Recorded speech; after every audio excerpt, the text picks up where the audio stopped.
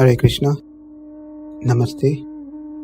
Chapter 6, entitled as Dhyana Yoga. Slokas 13 and 14. Samaṁ kāya-śiro-grīvaṁ dhārayann acalaṁ sthiraḥ samprekṣya nāsikāgraṁ svaṁ diśaś cānavalokayan praśāntātmā vigata-bhīr brahmacāri-vrate sthitaḥ manaḥ saṁyamya mac-citto yukta āsīta mat-paraḥ. In the previous session, we were discussing about brahmacāri-vrate sthitaḥ, the second line of the 14th sloka.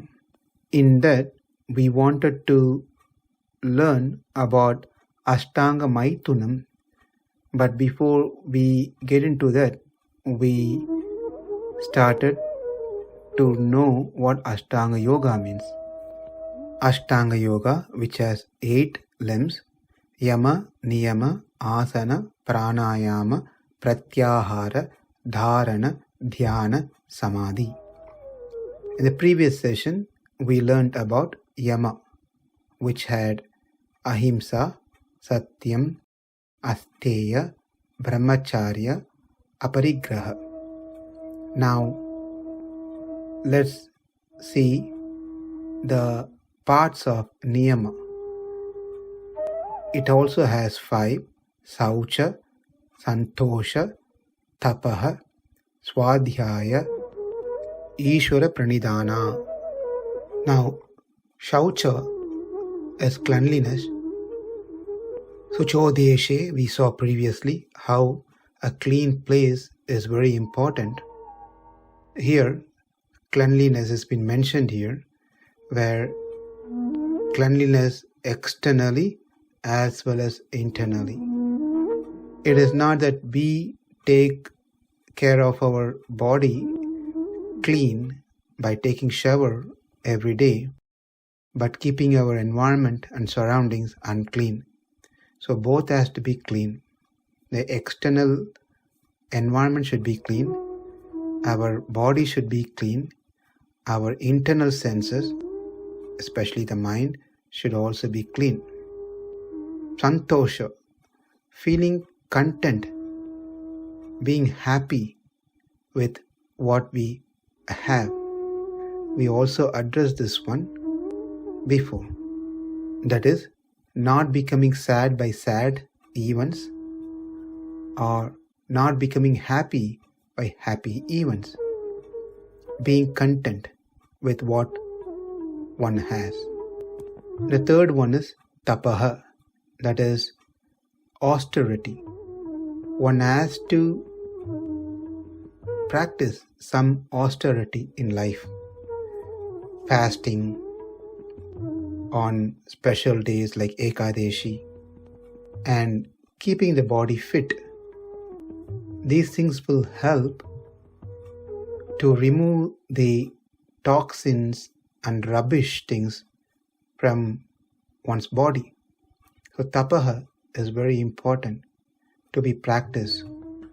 This is a important one because this controls both the external senses and our mind from those things that we have been regularly engaged with. We are restraining from those activities, and that's called tapaha. Swadhyaya. Swadhyaya means studying the scriptures, Vedic scriptures.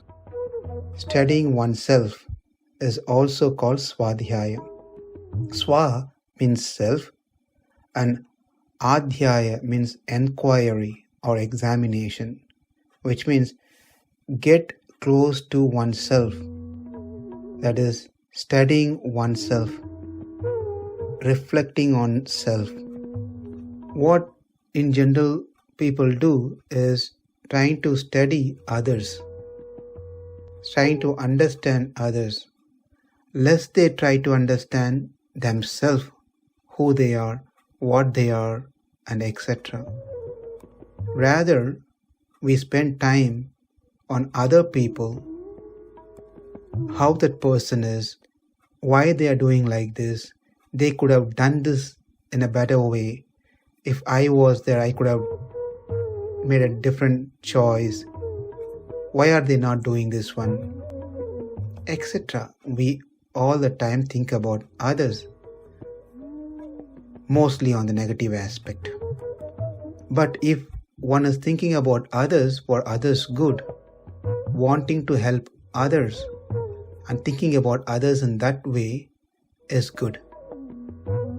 But even in that case, if we are not going to be a solution for that person, then there is no point in thinking about anything on that particular issue or about that particular person. All we can do is just pray for that person rather than dwindling ourselves about that person. It is always nice to spend time, a private time, internally for ourselves by taking time to study our scriptures, taking time to analyze ourselves. Thinking inward is an important exercise and study that one should do, and that is called svadhyaya. We understand ourselves by analyzing, by studying the scriptures, so forth. The fifth item is Ishvara pranidhana, to lay all our actions at the feet of God, Ishvara, Krishna. Here the person who offers the fruits of his or her action to the Supreme Lord. So these are the 5 sections of niyama: shaucha, santosha, tapas, svadhyaya, Ishvara pranidhana. The third one in the list is asana. Asana means sitting posture, that is, controlling the body. As, which means to stay, to be, or to sit, to establish in a particular position is called asana. There are many different asanas, postures are there that one can practice, and the 2 important factors of any asanas are sthira and sukha. Sthira means steadiness and alertness, and sukha refers to the ability to remain comfortable in a posture for a longer period of time. We saw this acala, sthira in the 13th Slooka in this series. Namaste, Hare Krishna.